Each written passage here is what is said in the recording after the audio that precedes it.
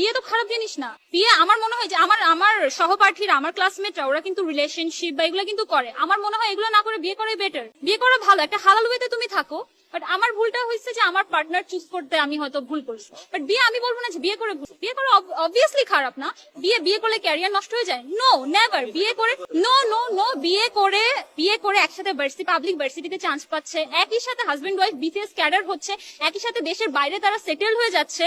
No, এটা এটা একটা টাইমে মানুষ চিন্তা করতো যে গ্রামের মেয়েরা হয়তো আর্লি বিয়ে করে ফেলে। বাট নো নো, এটা ঠিক না। আমরা যদি রিলিজিয়াস দিক থেকে দেখি, ইসলামিক দিক থেকে দেখি, তাহলে কিন্তু আমাদের আর্লি বিয়ে করে ফেলা উচিত। আর্লি বিয়ে করে ফেলা উচিত যাতে আমরা হারাম রিলেশনশিপ থেকে দূরে থাকতে পারি। বাট আমরা এটা করি না। আমরা আমরা আমাদের সমাজে আমরা এরকম প্রচলিত আমরাই করে ফেলছি যে আমরা রিলেশনশিপে থাকি, পড়াশোনা করি, পরে যে বিয়ে করবো।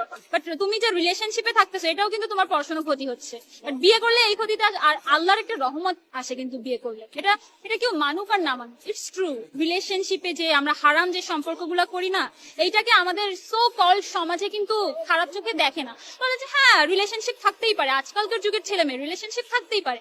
বাট একটা মেয়ের যদি বিয়ে হয়ে ডিভোর্স হয়ে যায়, দেন তাকে একটা ট্যাগ লাগিয়ে দেওয়া হয় যে সে ডিভোর্স। বাট সে কিন্তু হারাম রিলেশনশিপে ছিল না, তাকে ট্যাগ লাগিয়ে দেওয়া হয়। বাট যারা রিলেশনশিপে থাকে তাদেরকে কোনো ট্যাগ দেওয়া হয় না। বাট তারা কিন্তু হারাম রিলেশনশিপে। বাট যে বিয়ে করছে সে কিন্তু হারাম কোনো কাজ করেনি। বাট যে হারাম করেনি তাকে ট্যাগ দেওয়া হয়, বাট যে হারাম করছে তাকে ট্যাগ দেওয়া হয় না। আমাদের সোসাইটিটা আসলে এরকম। এই সোসাইটি থেকে বের হওয়ার জন্য আসলে আমার বাইরে মুভ করার ইচ্ছা, যদিও ফ্যামিলি দিতে চায় না। মানে আমি আসলে নিজের দায়িত্ব নিজে সেভাবে নিতে পারি না তো এখনো।